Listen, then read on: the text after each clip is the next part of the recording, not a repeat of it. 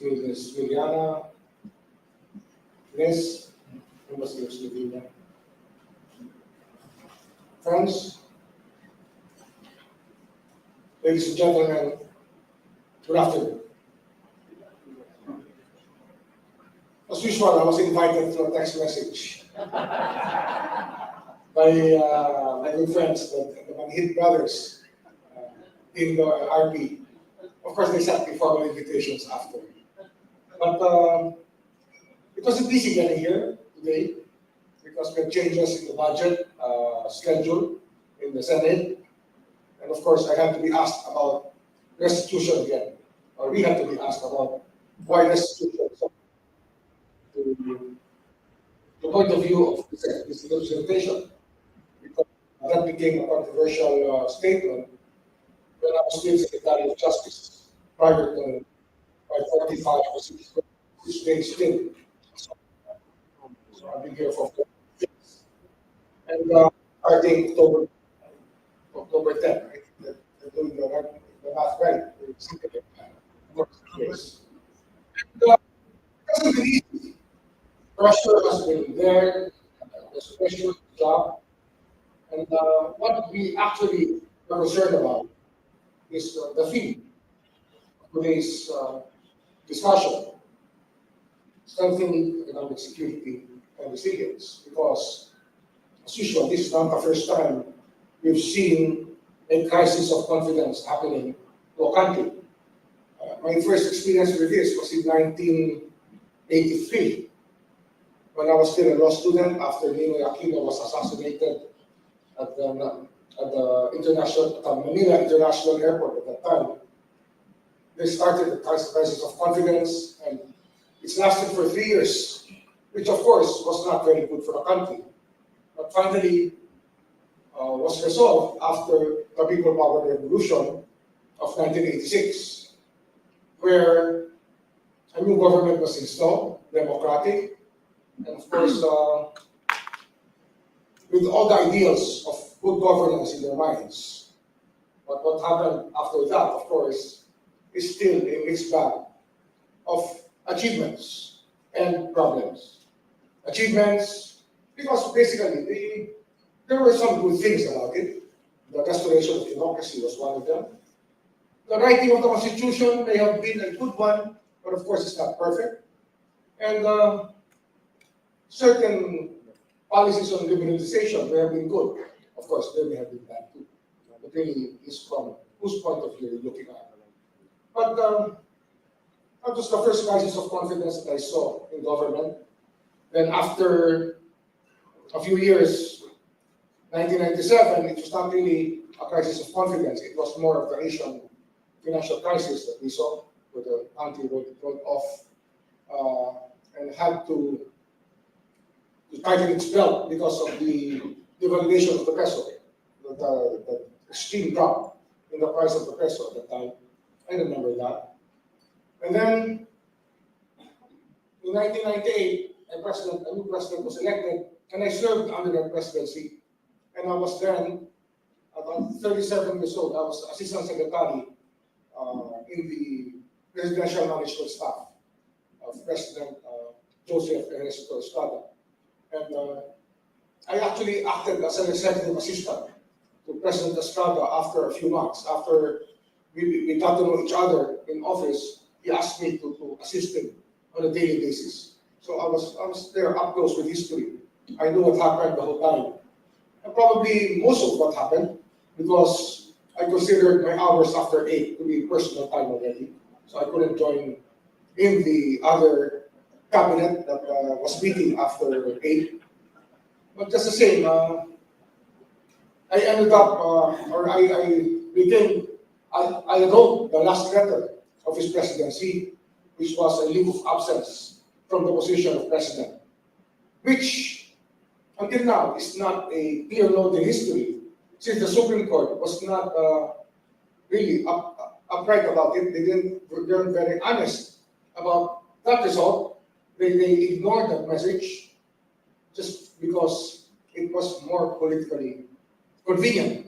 And these shortcuts are what causes problems in our country. When we shortcut the process, things go wrong. And, that's why today's meeting is very important, because probably we have to understand that these processes have to take time, and we have to be careful about everything we do, because once you miss a beat, the consequences can be bad for the country. So, well, I have a prepared speech, of course, and maybe I should start reading it so that we can have an organized flow first, and then maybe we can have an open forum later. I'd like to thank the Stratbase group for bringing us together again. For 10 years, this conference has helped the country take an honest look at itself, where we are, what threatens us, and what possibilities lie ahead. And I stand here today as the newly appointed Ombudsman for the 46 days with a simple message. Economic security begins with honest, transparent, and accountable governance. Let me begin with something many of you know too well.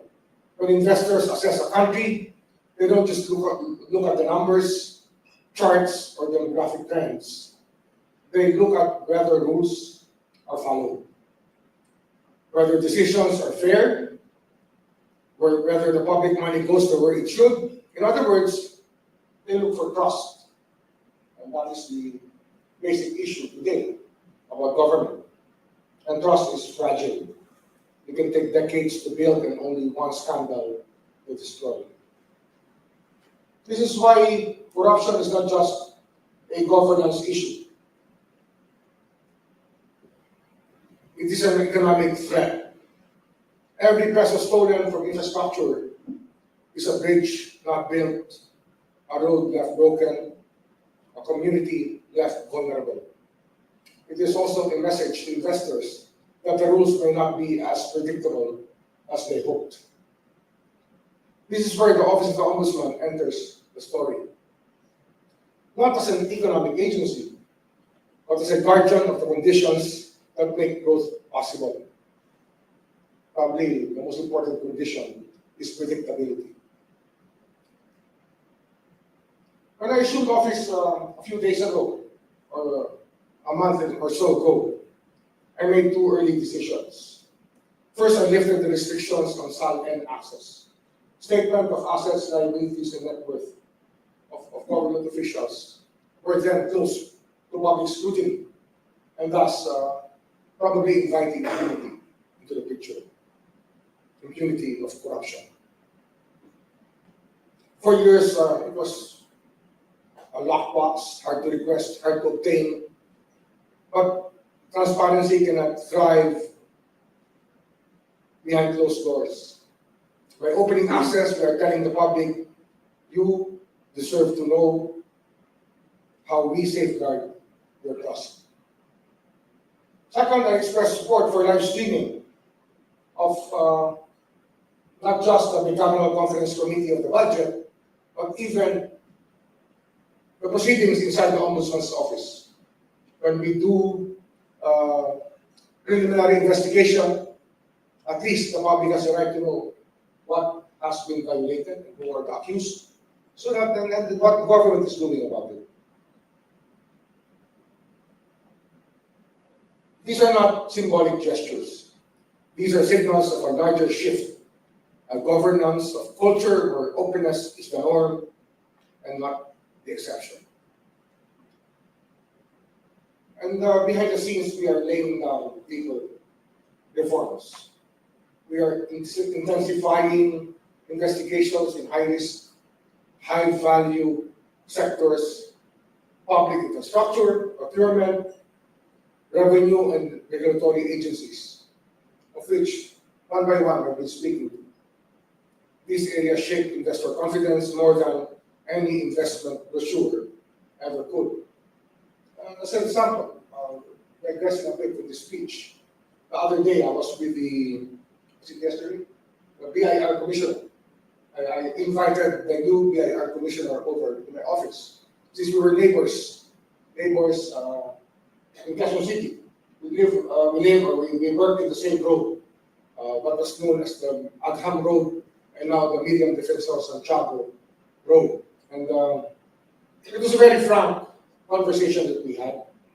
And I went down straight to the nitty-gritty about the letters of authority and the way that investors will be treated, and businessmen will be treated by our revenue agencies. And I told him that that has to end. And I advocated, I was telling him, Charlie, that we need probably a contactless revenue payment system that will not, where nobody can actually interfere with the filing of such income tax returns or even any tax payments that are to be made.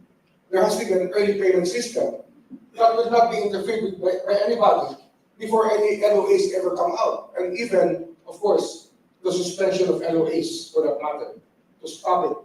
Because, as he said, LOAs only generate 2% of revenue.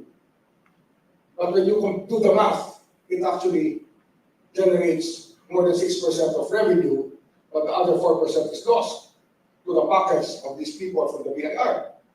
And the same thing with the Bureau of Customs. So these are the reforms that we want to be able to uplift and promote investor confidence. Something that had to be done yesterday, a year ago, 10 years ago, but we're never done before. And well, it's too late to say that, but it's never too late to start advocating reform and, of course, meaning it, not just advocating it, but doing it and living it. We are modernizing fact-finding, using data analytics, digitized records, cyber forensics, and of course, with this comes a package of artificial intelligence to make things run faster and establish a baseline for everything that we do. So that all complaints that are filed with our office, nothing would materialize if only if it is weaponized. So we don't waste our time with many of these political intrapurals that are brought before the office of the Ombudsman. And we want to digitize our records. And well, corruption has become more sophisticated. And our tools must be as sophisticated as well. We're building a whole of government integrity system. We recently signed a memorandum of agreement with the ARTA, Anti-Red Tape Authority, to strengthen ease of doing business. And on December 9, we will host a national anti-corruption summit to align government, private sector, and civil society toward one vision. And the other day, actually, I did address it again.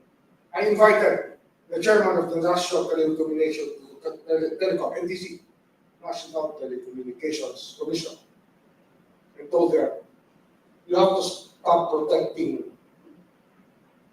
the players in the industry. These telecoms people should not be protected by our agency. We should be protecting the consumer. We have to think of consumer rights first before anything else.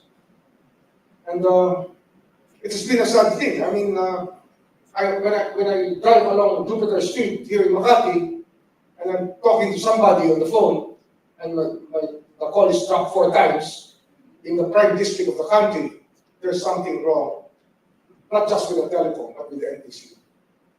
And when I told them about, when I asked them about the system of fines, at 5,000 a day for every violation, I said that's peanuts. You are doing that for the telco companies and not to improve anything. So I told them to make it, to be more strict in the monitoring of the performance of these franchise holders who are supposed to serve us but are actually natural monopolies. That makes life hard for us in many ways, especially data. when you have a data plan and your data does not come to you when you need it, I think that everybody has that had the experience already.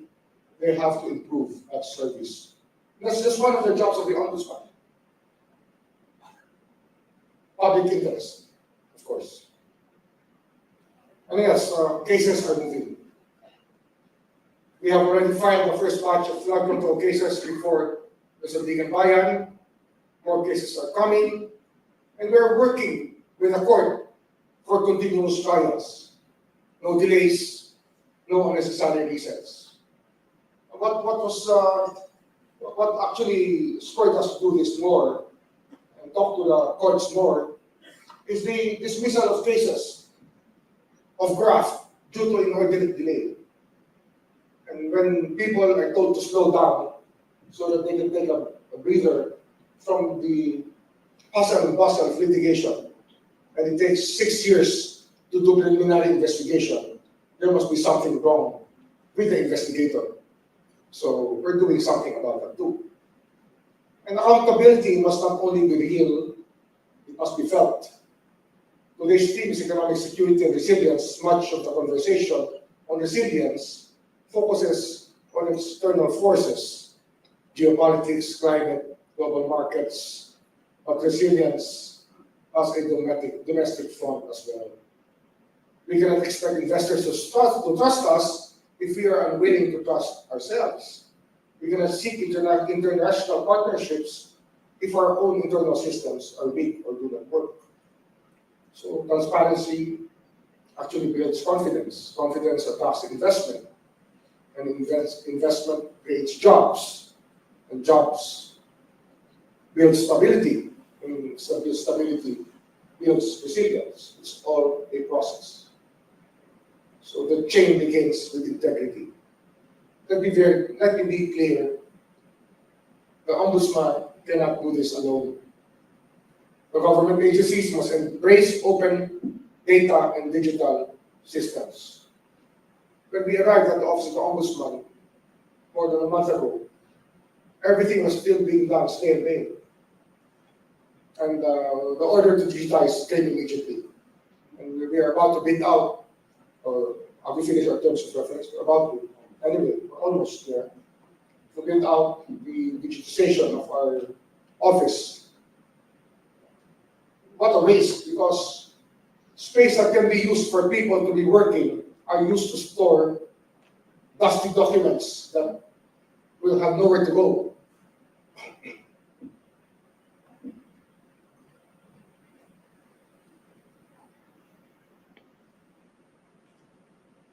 And the private sector must demand and practice ethical business. I think that's the other side of the coin. And civil society must continue asking hard questions, and the public must hold us all, every one of us, to honest standards. Good governance is a national responsibility. As I go to work each day, I carry 3 principles. Integrity, non-negotiable, a non-negotiable standard. Innovation, because modern corruption requires modern tools. Inclusion, because justice means nothing if only a few people benefit from it. And innovation is so important because in these days of litigating corruption issues, there's one tool that is most important to the investigator that has not been tapped in this country as of yet. The telephone. All our telephones contain all the information that we are all about. In fact, the analytics of telephones know us better than ourselves, if you look at it. So the age of cyber warrants, cyber tools, is so important in proving a case. And reconstructing telephone records should not be a problem, since we have the cloud up there that can actually store all the data that is in our telephones. So we just have to go with the flow, where the evidence takes us. Our mission is the same one written in the Constitution 1987, or decades ago. The Ombudsman is the protector of the people. And I intend to honor that mandate fully. Let me leave you with this thought.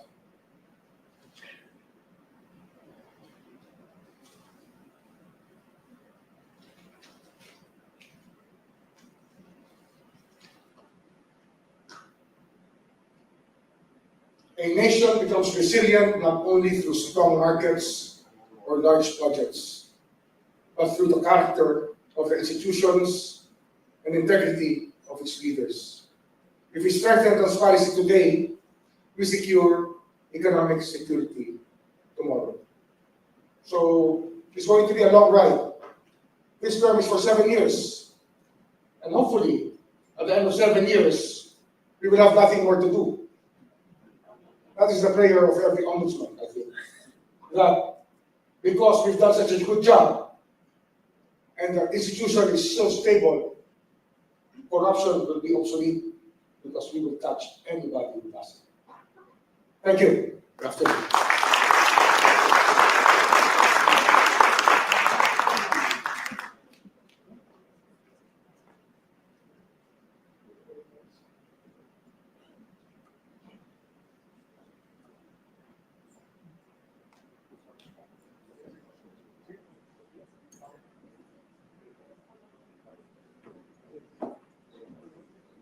Thank you very much, Ombudsman Remulla. We appreciate your perspective on deepening integrity, transparency, and accountability in public service.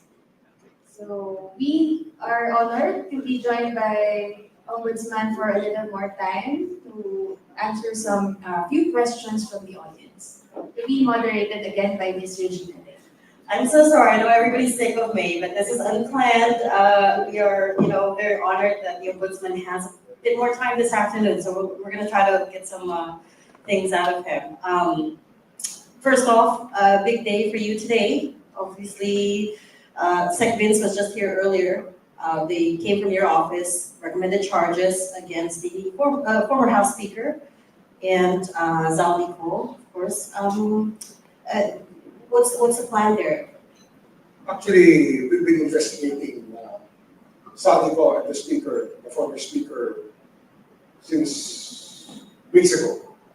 We've been on our horses, trying to ride this through and get the facts right. It's not easy. Maybe I should first tell you that the former speaker is a very close friend. Yeah, we're fraternity brothers. We are fraternity brothers. We were there at the same time in UP. I was ahead of him by a few years. He joined our fraternity when I was the leader of the fraternity.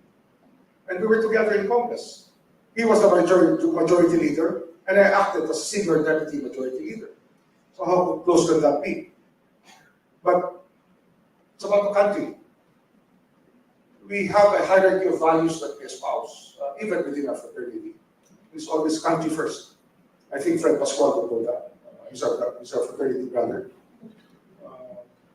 It's something that has to happen because this country is waiting for redemption. Well, we have to be able to make sense out of this crazy episode in our history. It's crazy. I don't think there's a better word for it because they played with insane amounts of money. And if you were watching the hearings in the Senate, they showed a table full of cash as if it was nothing. And that's all hard-earned money of the taxpayers who worked their butts off and who worked their lives off with their blood and sweat. And they had to pay these taxes, which just came to be playthings with people who want to play with people's money. So, Martin and Azadico, well, maybe in the next few hours, something will come out. Because we find a case already with the Sandigan Bayan. But more against Saldico. Yes, correct. Speaker Martin, we're still at it. Just put it there. And And the recommended charges are either plunder, graft, or direct bribery, correct? With Saltico, yes, Saltico already. With speaker? Speaker, everything is possible. Anything is possible. You told me before on the show that you're actively avoiding plunder as a crime because Yes. it's notoriously difficult to prove because of the jurisprudence. Has Yes. it come to that you feel? This is the problem here. Historically, the Supreme Court says what the Supreme Court says is the law. And when they interpret a statute that was meant to extract accountability in a very liberal manner, then we have a problem. That's why we are rethinking our options always when we file plunder charges. Because no one ever gets convicted of plunder. And some of these theories are just insane. When you look at the jurisprudence, some of them are just insane. Some of them you cannot live with it. As a lawyer, it's very hard to absorb if you really were honest with it, if you were looking at it from an honest point of view. Right. Yeah, so So the easier one to prove would be malversation. correct. Malversation through falsification, that's according to, when you have ghost projects, that's actually the case. Or even some substandard projects, because a project 50, 60, 70, 80% complete is fully paid with a certification that, I mean, when you fully pay a project, when you pay in full, it means the work is complete, but most of it is incomplete. That's why we're looking at that statute to actually send people to jail for life. That is the more effective one. Through malversation. Malversation through falsification or Right. malversation just But malversation. isn't it the trade-off is less jail time if you charge them with a lesser crime? No, it's not a lesser crime because in the statute books, malversation above 8.8 million pesos is already punishable. Life imprisonment. Perpetual, yeah. Yeah, perpetual. Reclusion perpetua. Reclusion perpetua. Yeah. Yes. Okay. And so you're at this point still looking into what can be filed against Speaker Remulla. We're looking at all the facts. Let's put it that way. We're looking at all the facts. What projects he worked with Saudi directly under his jurisdiction, and other things that would be pointed out with evidence. Because evidence is always the key. Without evidence, you don't convict anybody. You don't even file charges. We have to gather the evidence properly. And he has called you. He called you last night, I think, right? Or you spoke to each other. He called me. Actually, I talked to him before I was appointed, and he tried to call me after I was appointed, but I stopped answering his calls. Oh, so you stopped answering the calls? Yes. Okay. He tries to send messages to some mutual friends, but it doesn't mean much anymore because we are actively investigating a crime that no one can interfere with. It's a job and I swore to do. I took an oath to do this job. So time for talking is over. You brought up an important point, and earlier we kept talking about institutional reform being necessary at this point, and we can't talk about institutional reform without talking about reforming the judiciary. You mentioned already talking to the Supreme Court. What are the odds that we can get some of these processes rewritten, for instance? Actually, I've been talking to the Supreme Court for a long time. When I was still Secretary of Justice, I was working with them. And we already introduced reforms.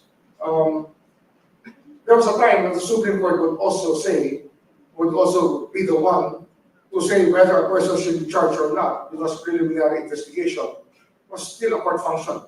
But under my leadership, we were able to get it back to the DOJ. So that it became an executive function. That nobody can just play around with the institution. So the Supreme Court relented and gave us our request.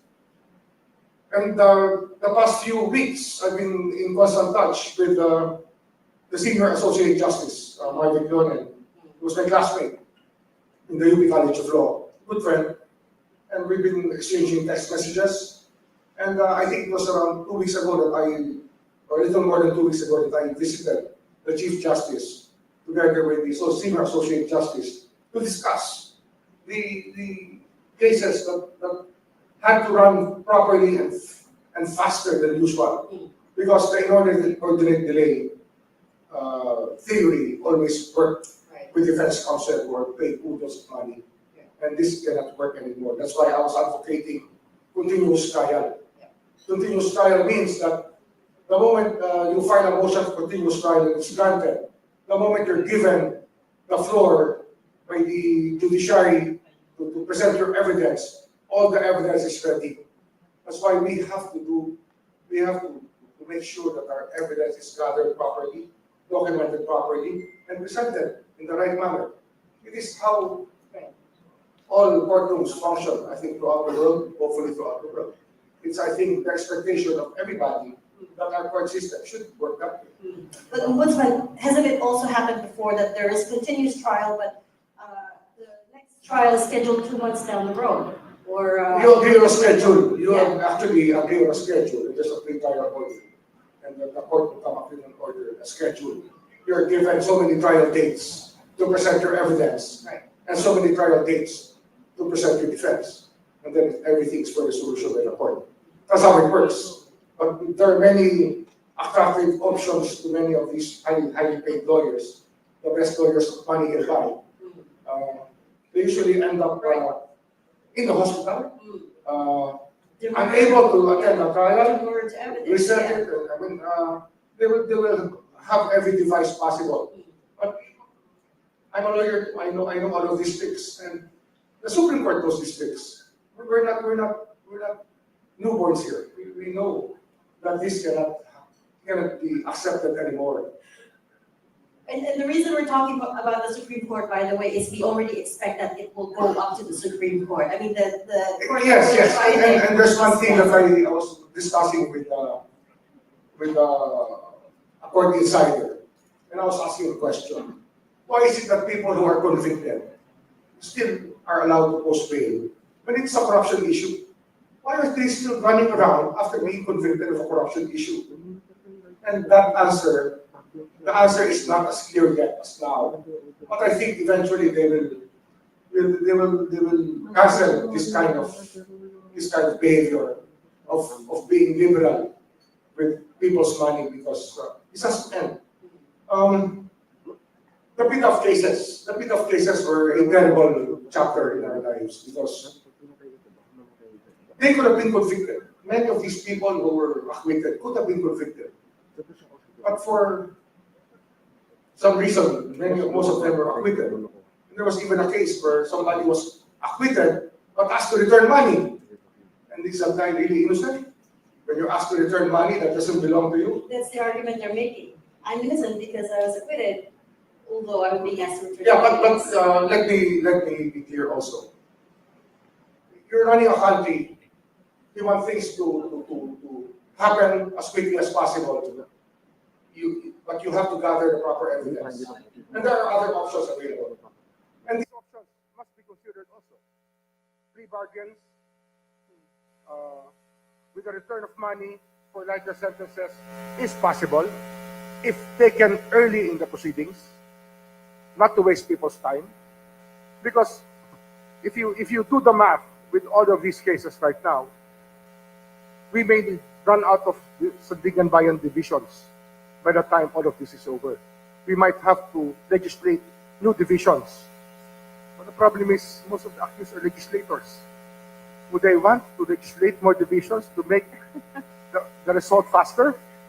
So that's why we have to consider all options. You have to consider what can be done and what should be done as a sense of duty to the country. If you want to plead guilty and you return the money, okay. Maybe as a first step, we can do that. But it has to be early in the game. We cannot do this as a last resort of people who are about to be convicted. But surely as well, plea bargains shouldn't apply to everyone in this scheme, right? Some are more guilty than others. Of course. The gravity of the offense is actually what counts here. But when there's an element of deceit already, falsification, there's an element of deceit, it's a ghost project, nothing ever came out of it, I don't think that there's any plea bargain available for that kind of offense. Okay, I'm going to ask the Ombudsman one last question, but also those of you who have questions in your mind, please get ready. I will open the floor right after this. And my question to you is, what is the plan for restitution and getting some of these stolen funds back? I mean, that's something that Secretary Vince talked about as well earlier. You know, that it's incredibly difficult to trace. That's the problem, right? So how would you go about it? The other day, early this week, probably Tuesday, the DOJ prosecutors were in my office. As you know, I was Secretary of Justice before, and this investigation started when I was still Secretary of Justice. And we were investigating cases because we handled the Witness Protection Program. So we made a rundown of the possibilities. And in the Witness Protection Program, you have a memorandum of agreement with the witness. But the witness has the duty to tell all. To tell all so that they can be good witnesses to convict the bigger fish or the more guilty parties. And one of the conditions that we are really setting is restitution. You know, you cannot be a government witness and walk away in the sunset with all your loot. That shouldn't happen. So restitution is one of the things we're doing as a condition. And of course, a lot of research about the truth of the matter. Because when they say they can surrender this much money only to save more money for themselves, it cannot happen. And the moment that we find out something, we cancel any, we can unilaterally cancel any agreement with them. So it has to be a good faith thing, and that they return what they can return, or what we know they can return. How are you going to go after the assets that are already abroad? Well, that's another matter. It's we have to do more financial investigation for that. The important thing is to bring them home first when they're abroad. I think that's the more bigger question, because time was people would hide in South America and they would be beyond reach. But in this day and age, no one is beyond reach. If you go to, let's say, Argentina, a huge country, beautiful country, and decide to live there, the people there care. If you use the social media to tell people that these fugitives are hiding in their country, I don't think they would stand for it. I don't think any country in this world would stand to be a safe haven for people who have stolen money from government. I think social media will be a key in finding these people and taking them home. And there are other tools. We took home Arnie Teves from Timor-Leste. And how did we take home Arnie Teves? So many people in the government were in the payroll of Arnie Teves. They gave us stories, they gave us runarounds, and we waited. We waited for the right time.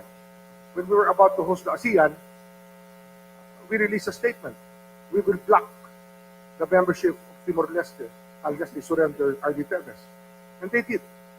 They did. They caught him and they allowed us to bring him home. We have to do this. The diplomatic community is one important factor here in helping the world rid of corruption. Because it may happen to you too, to the other countries, and they will want our cooperation. It's a better, safer haven for fugitives than any other country. Because you have warm beaches, no winter, friendly people, and people who actually will be good to you if you're here. So maybe if they can return the favor, we will return the favor too. I didn't know that condition that we set on Timor-Leste, by the way. Do we have any questions on the floor? It's okay, he's friendly. Please, could you please, I can't see you, so could you please state your name and identify your affiliation? Yeah, Tony Shago from Phoenix. Okay, just a question, quick question, Ombudsman. Lately in the news, the family case was withdrawn by the Ombudsman from the Sandigan Bayan. As a layperson, could you explain why you withdrew the case of the family from the Sandigan Bayan? Okay.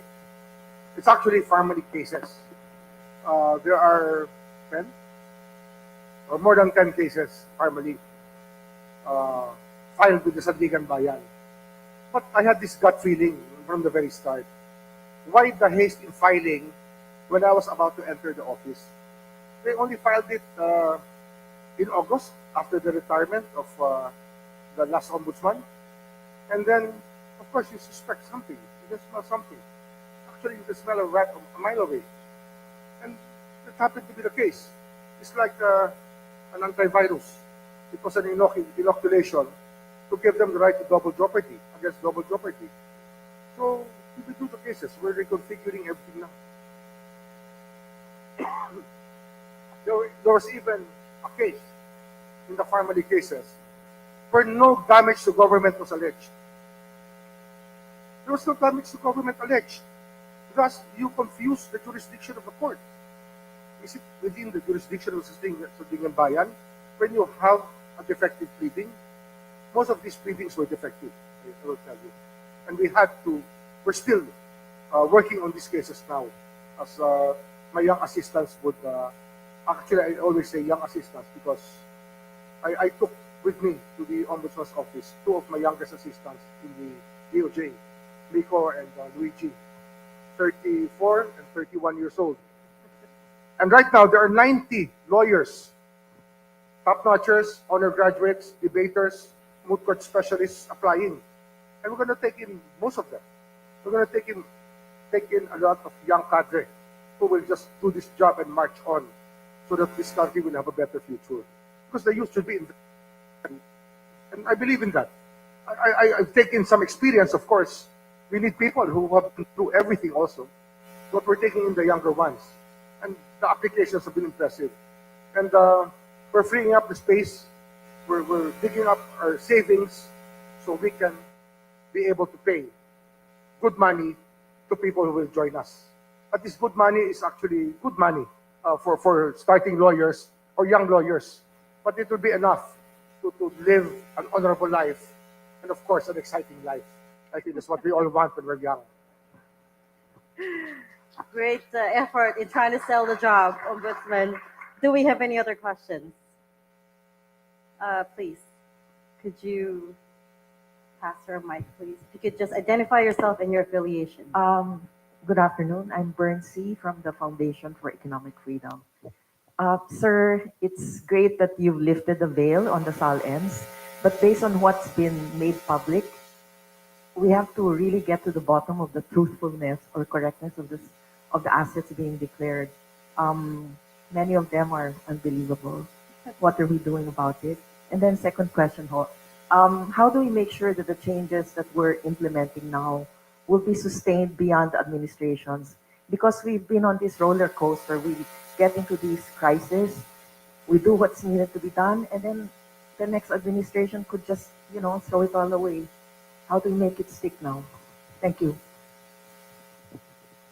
How do you make an institution last? I think it's a question of actually, you beg the question because how do we build an institution in the first place?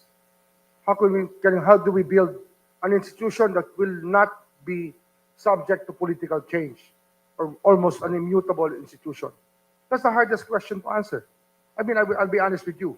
I will not have a specific answer for that. But I think that when we get young people to come in and have them, empower them to be able to solve these problems, run a transparent way of governance, make people become stakeholders in everything you do, I think it's possible. When people get used to transparency, anything built in secrecy will be suspect. I think that's the first step towards making a better institution. There's no other way. You just everybody has to be a stakeholder and should care about what people do, what government people do behind closed doors. I think this is the only way to do it. Is transparency from the very beginning, so that people will get used to the idea of transparency and will reject any form of secrecy, especially secrecy is always towards the darker end of governance. I hope that at least assuages. But maybe to take your question further, Ombudsman, are there any guardrails that we can put in place today to make sure any convictions will not get overturned 3 years down the road, 5 years down the road? Well, the Supreme Court has to be a partner here. We're just one part of the equation. When you talk about the justice system, we are the prosecutors, we are the ones who are charging people, and the Supreme Court is the one with the other lower courts who are convicting people. And we have to ask the same thing from our courts. I think that it's fair that if we are transparent as a constitutional commission, we can ask the executive to be transparent. We should be able to ask the judiciary to be transparent. I think that men in dark robes in dark rooms are no already. And it must be something that has to start from the Supreme Court. And I've been in dialogue with them. Hopefully, they will realize how urgent this problem is. But I know the Chief Justice. He just wants to leave a good legacy. He's a good man. And all of these things, I think, are getting to him already, got to him already. And actually, the reforms that we're doing with the justice system are very encouraging. But I see him following this kind of setup already of transparency in every phase of governance. That's the only way. And then, sir, her first question on SALNs, please. The SALNs. Silence. A lot of these Well- SALNs are very untruthful. Yeah. Because there was a ruling again that silence can be corrected. And we have to have a standard. And it's something that we are addressing right now. The first thing is lifestyle checks. Second is actually tax payments. ITRs. We have a memorandum of agreement with the BIR. There's an order of President Arroyo about sharing the ITR with the Office of the Ombudsman.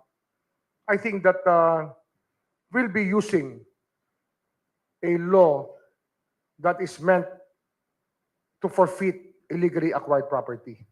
And that is the only requirement. And that's going to be very bloody. It's not going to be easy for us. Actually, some people are not talking to my children anymore. It's true. This has really burned some bridges all across.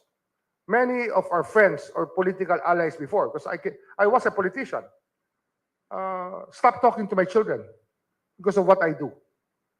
And it just has to happen. We are doing already the lifestyle check. We are looking at the ITRs of people in government. And of course, we will file forfeiture cases against ill-gotten wealth. And this is something, this is going to be the long haul. That's why we think that we will need more divisions in the Sandigan Bayan. Because right now, it's very idle. The last 40 days, maybe 6 cases were raffled off. Because in the Sandigan Bayan, only the Ombudsman files cases in the Sandigan Bayan. And the Ombudsman's office was inactive for a long time. And it's only now that there is an emphasis on filing cases and making people accountable. So we'll see. It's hard to promise anything. I'm no longer in the business of politics. This is more for accountability already. That's why I came here, because you have to see that there's somebody responsible for cleaning up the mess. And we will clean up the mess properly, I think. You're absolutely right. I think the Ombudsman is the only agency that has motu proprio power to conduct correct, and Yes. also lifestyle checks. Yes. So we need to No, lifestyle checks, this is being done by the Department of Finance for the revenue agencies. But it's less effective because there are friends within and there are interrelationships. But I will be getting some people from the Department of Finance to be on secondment to my office so that we can have access to the database of customs and the BIR, because these are the two important agencies where they say it's an impossible task. But let's see if it's impossible when we start looking at everything. Right. So, Ombudsman, we have to wrap up, but I'll give you one last chance to address the audience of distinguished diplomats and businessmen to talk about the fight that you're waging, especially in light of the fact that President Marcos has promised people to be jailed before Christmas, by Christmas. So are we going to get there? We will get there. People behind bars by Just Christmas. we just have to be patient with the process, because we cannot violate rights to people. We have to give them their due process. We have to give them the full benefit of the Bill of Rights. But there will be other tools that we'll be using that will make us exact accountability better. And you'll be finding out in the next few days when we maximize what can be harnessed from the powers given to us by the Ombudsman Law of 1989. It's you research on it and you'll see that there's so much given to the Ombudsman to do, and the Ombudsman is given all the tools which have never been used, but of course they will be used this time. That's a very bold promise, and on behalf of the room, we wish you more power, Ombudsman Remulla. I think I speak for everyone when I say we are all behind you in this fight, and we wish you the very best. I think wishing for power is not what we want here. I think we wish us success. Okay, thank you. Thank you very much, Ombudsman Remulla. So let's just have a quick photo opportunity before we proceed with the next panel.